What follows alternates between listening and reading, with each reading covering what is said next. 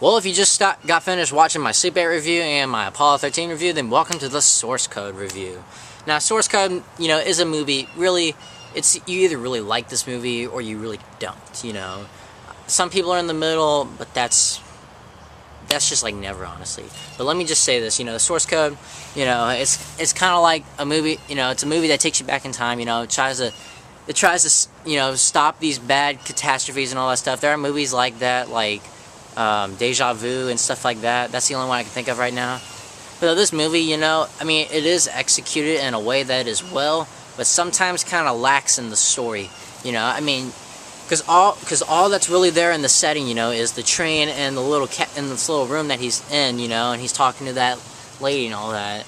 Aside from that, there's really nothing else to this movie. It's really about a guy who's supposed to stop a bomb, and all that, and then he gets mixed up in the fact, he doesn't know where he is and all that, and he does find out that he's dead. Spoiler alert, I'm sorry for you guys, and then the fact that he's actually another person, and it's more, when you bring in complexity like that, it's kind of like what Inception did, make it more than what it really is. This movie kind of does that in a way that actually is, is surprising, in a sense, and that makes it really kind of boost it up a little bit.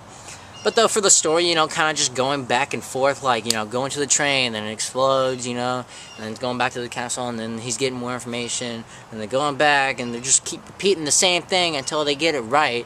There's actually one point in the movie where it's like, really, they just keep going back and forth, like, it's like a quick scene, but it's like they keep going back and forth, keep showing his failures. That's actually probably a smart way to go with this movie, I really like that type of concept. It doesn't just show us everything, completely.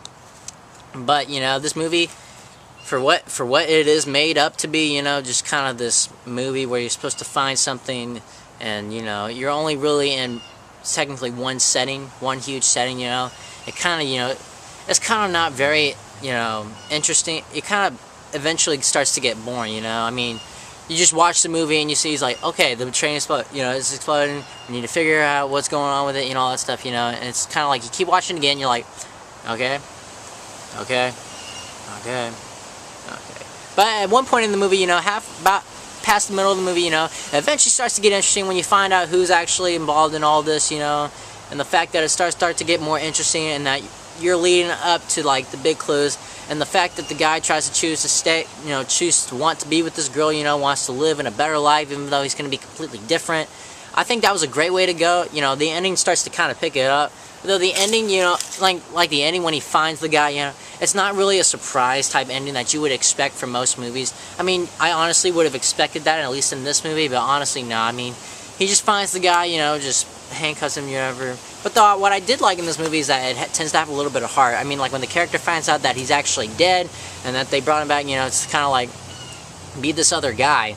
That's actually a smart way to go with this movie. It's very interesting, I was intrigued by it, and it kind of worked in this sense, and then he calls, the dad, he calls his actual dad, and, tells him a sad story, and that was a pretty sad scene, for what it's worth, and, I really love that scene. But like I said before, there are moments when you just kind of don't want to keep watching the same thing over and over again. Then the story kind of differ in a sense, but not so much, but still, people may not like this movie for that, but personally, it does kind of get better, and then it didn't at one point, and then it starts to kind of get better more often. I give this movie a 7. This isn't, a big, holy crap, mystery type movie, it's kind of a plain movie. It's an underrated movie, I just remembered it, like, once he said it, I was like, Source Code. Oh, I remember that movie. But this movie to me is not terrible. It's not terrible. There's just some execution that I wish could have been better, and the fact that it's only in one setting is kind of a hard type movie to make, and, well, really, it's kind of a boring movie to make if you just put in that concept, and, like I said before. But anyway, now, you can click anywhere you want. You can click my Super 8 review, my Apollo 13 review, and like I said before, hopefully I will finish Perks of Being a Wallflower tonight, and hopefully I'll get that review in. But until then, click on one of these boxes, and bye.